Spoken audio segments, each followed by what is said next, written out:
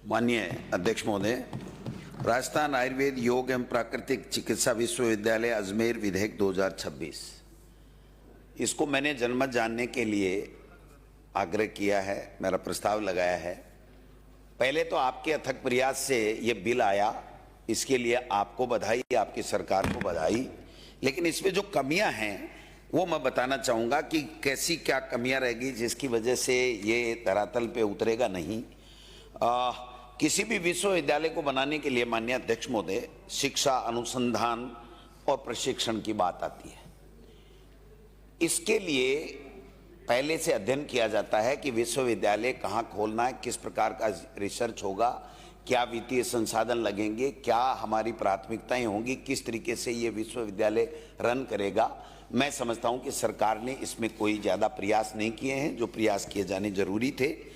मैं एक ही बात निवेदन करूंगा, इसमें बिल में ये जो वित्तीय जो आत्मनिर्भरता की बात की है, ये एक ऐसा क्लोज डाल दिया माननीय स्पीकर साहब कि इसमें खुला व्यापक छोड़ दिया कि सरकार ने तो अपने हाथ खींच लिए कि हमें तो कोई मतलब नहीं, हमने तो बिल पास कर दिया, देवनानी साहब का आग्रह था, हमने मान लिया, हमारे स्पीकर हैं, लेकिन अब हम नहीं जानेंगे। उसको एक व्यवसायिक केंद्र बना करके छोड़ दिया, जबकि विश्वविद्यालय कभी भी व्यवसायिक केंद्र नहीं होता है, वो रिसर्च का और शिक्षा का केंद्र होता है। उसको इसमें नहीं रखा है, इन्होंने पूरी तरीके से व्यवसायिक कर दिया है। ये जो धारा 4 है इनकी, इसमें साफ लिखा है कि वित्तीय आत्मनिर्भरता स्थापित करेगी ये विश्वविद्यालय, जबकि कैसे करेगी इसके लिए आगे लिखा है ये सेंटर खोलेगी, ये खोलेगी, इसके बोर्ड का गठन करेगी, बोर्ड में उद्योगपतियों को डालेगी, फिर राज्य सरकार किसी भी कॉलेज को या किसी भी केंद्र को वापस इसमें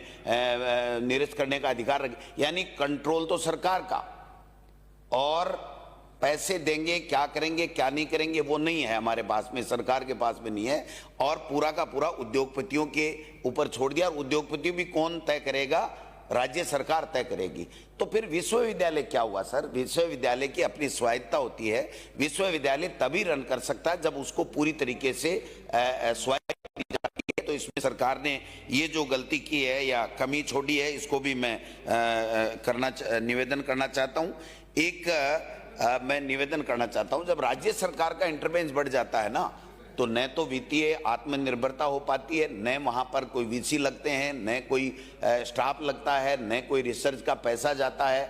जब सब कुछ ही आपने कर दिया, डिग्री बांटनी है, तो ये डिग्री तो 15-16 विश्वविद्यालय और ही बांट रहे हैं, रोजाना हम फर्जी डिग्रियां पढ़ रहे हैं।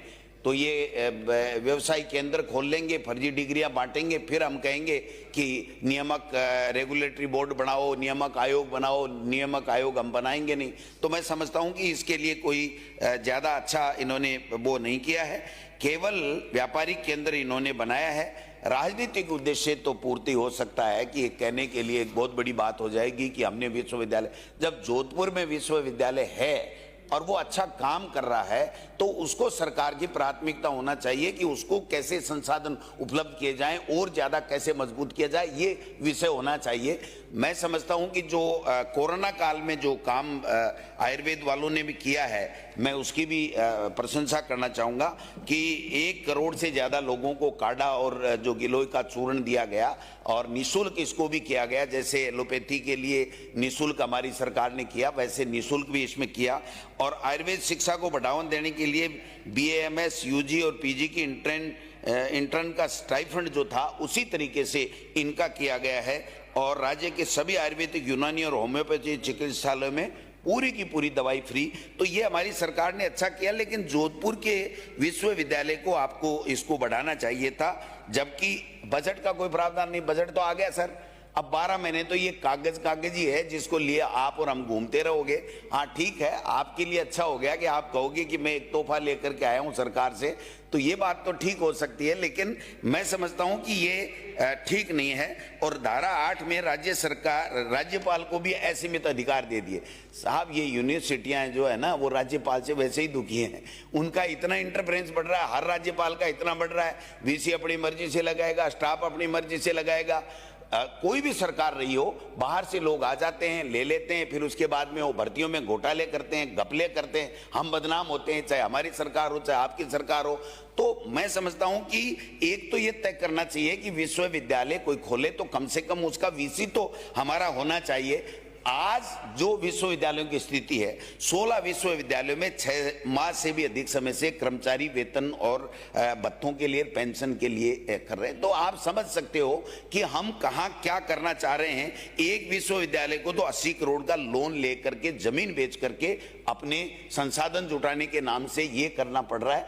तो कम से कम राज्य सरकार को वित्तीय संसाधन, पहले की जो हमारी जोधपुर की जो यूनिवर्सिटी है उसको मजबूत करना चाहिए।